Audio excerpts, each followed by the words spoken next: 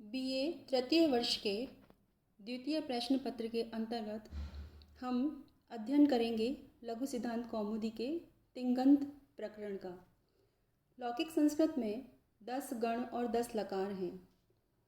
10 गण हैं भवादि गण, अदादि गण, जुहोत्यादि गण, दिवादि गण, स्वादि गण, तुदादि गण, रुधादि गण, तनादि गण, क्रियादि गण और चुरादि गण। प्रत्येक गण में जो धातुएं निर्धारित हैं उनके रूप 10 लकारों में चलते हैं। ये लकार हैं लट लकार, लिट, लुट लकार, लिट लकार, लेट लकार, लोट लकार, लंग लकार, लिंग लकार, लुंग लकार और लृंग लकार। इन लकारों में केवल 5 लकारों में लट, लिट, लोट, लंग और विधिलिंग में जिन धातुओं की रूप सिद्धि हमें करनी है वे हैं भू धातु, एद धातु, अद धातु, हु धातु, दिव धातु, शून्य धातु, तुद धातु, रुध, तन, डुक्रिय तथा चुर। ये 11 धातुओं की रूप सिद्धि हमें 5 लकारों में करनी है।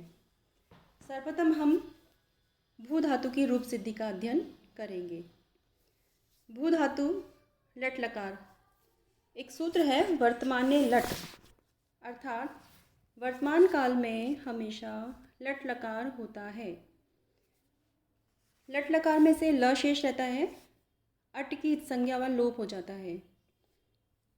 तो सर्वप्रथम है लट लकार के रूप भू धातु में भवति, भवतः, भवन्ति, भवसि, भवतः, भवत, भवामि, भवावः, भवामः। सर्वप्रथम हम देखेंगे कि भवति रूप कैसे बना। रूप सिद्धि का क्या तात्पर्य है कि वो रूप किस प्रकार से बना है। भू धातु का रूप भवति। भू धातु से कर्ता की विवक्षा में वर्तमान काल में हम वर्तमाने लट सूत्र लगाएंगे। सबसे पहले तो स्थिति बनेगी भू प्लस लट। प्रथम पुरुष के एक वचन में तिप तस झी जो सूत्र है उसके अनुसार सर्वप्रथम आएगा तिप प्रत्यय। तिप प्रत्यय का प्रयोग करने पर स्थिति बन जाएगी भू प्लस ती। एक सूत्र है तिंग शित सार्वधातुकम। तिंग शित सार्वधातुकम रूप, ये सूत्र क्या कहता है कि तिंग और शित, तिप तस जी आदि जो 18 प्रत्यय होते हैं वो तिंग कहलाते हैं और शित का तात्पर्य है जिसके श की संज्ञा होती है वह शित कहलाता है।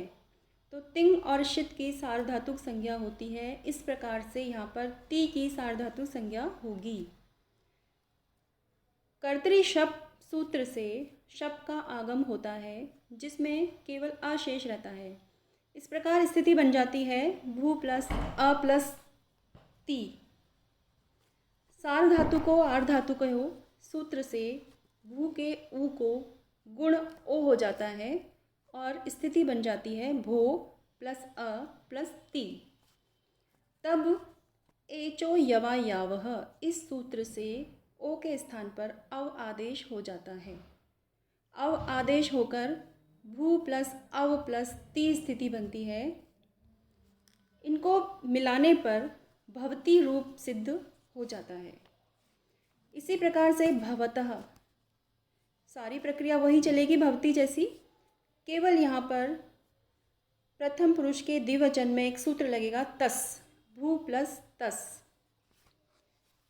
वही कर्तृशब्द तिंगशित सार्वधातुकम से सार्वधातुक संज्ञा, सार्वधातुक आर्धातुक से भू के ऊ को गुण हो जाएगा और एचो यवायावह सूत्र से ओ को अव हो जाने पर भवतस रूप बनेगा।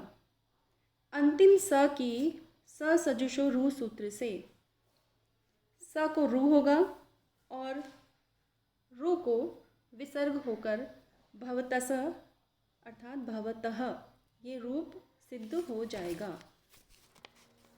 इसी प्रकार सूत्र है भवन्ति, भवति, भवतः, भवन्ति। भू धातु से जी प्रत्यय लगेगा प्रथमा विभक्ति के बहुवचन में। फिर वही सार्वधातुक संज्ञा होगी, कर्तृशब्द का आगम होगा, गुण होगा, अव आदेश होगा और भव प्लस जी रूप बनेगा। अब यहाँ एक सूत्र आएगा जो अंतः सूत्र से जह को अंत आदेश हो जाएगा, तो भव अ अंति ये रूप बनता है। अतो गुणे सूत्र से पर रूप एकादेश होने पर भवंती प्रयोग सिद्ध हो जाता है। इसी प्रकार से भवसी, भवतः और भवत ये रूप भी बन जाते हैं। एक छोटा सा परिवर्तन आता है भवामी में। भवामी में एक सूत्र आता है अतो दीर्घो यई। इस सूत्र के द्वारा अदंत अंग के स्थान पर दीर्घ आदेश हो जाता है। तो भव प्लस मी बनता है वर्तमान काल